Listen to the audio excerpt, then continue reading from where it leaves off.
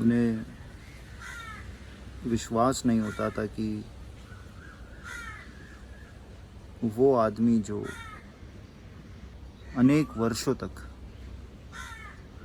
अपनी पत्नी के साथ एक ही घर में रहा है, उसके गुप्त कार्रवाइयों के बारे में वो कुछ भी नहीं जानता। वो समझते थे कि मैं उनकी आंखों में धूल झोंकने की कोशिश कर रहा हूँ, उन्हें बेवकूफ़ बना रहा हूँ।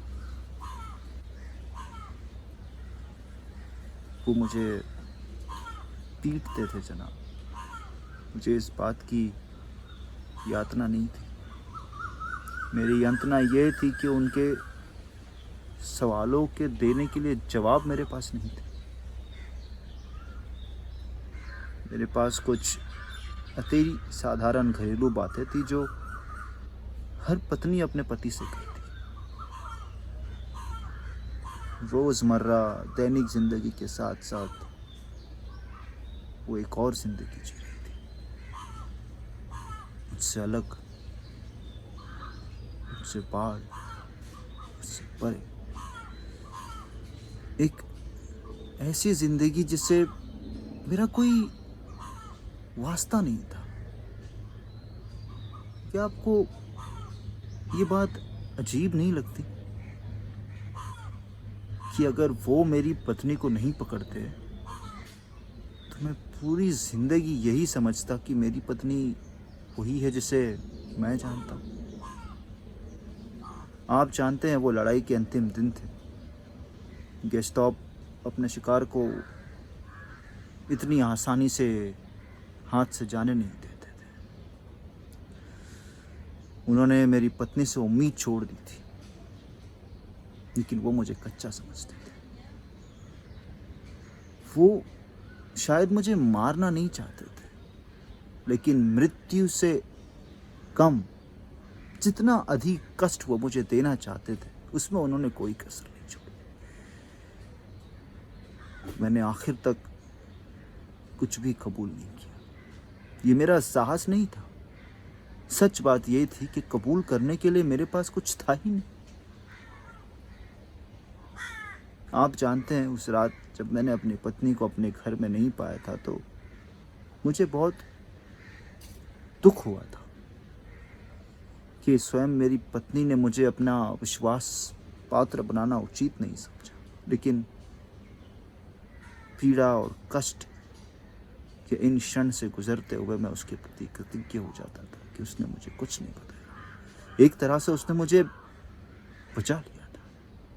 ज़रा सोचिए, अगर मेरे पास कबूल करने का रास्ता खुला होता तो क्या मैं चुप रहने की क्षमता बटोर पाता था?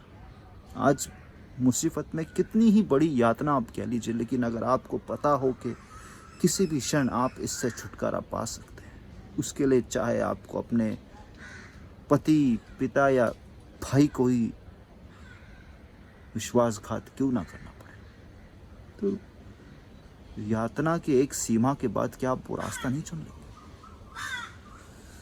इसके बारे में कुछ भी कहना असंभव है। चुनने की पीड़ा से बड़ी यातना कोई दूसरी नहीं। चुनने की इसी पीड़ा से बचने के लिए ही शायद मेरी पत्नी ने मुझे अपना रहस्य कभी नहीं बताया।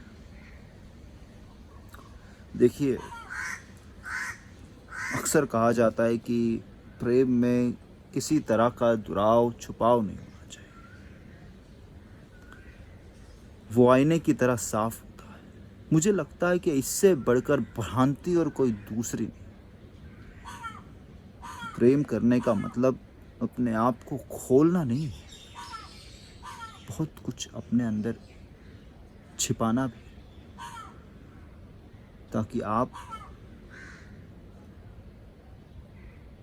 अपने साथी को अपने निजी खतरे से मुक्त रख सकें। हर पत्नी इस बात को समझती है, क्योंकि वो पुरुष से कई अधिक प्रेम करने की क्षमता रखती है।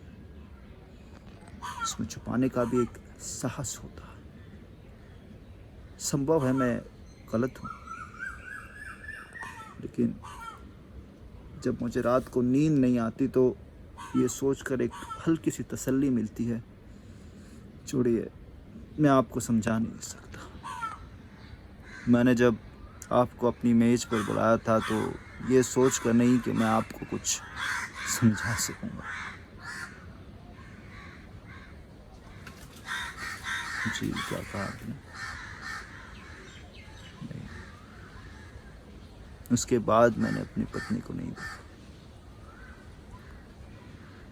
एक दोपहर जब मैं घर लौट रहा था तो मेरी निगाह उस दीवार पे लगे पोस्टर पर पड़ी।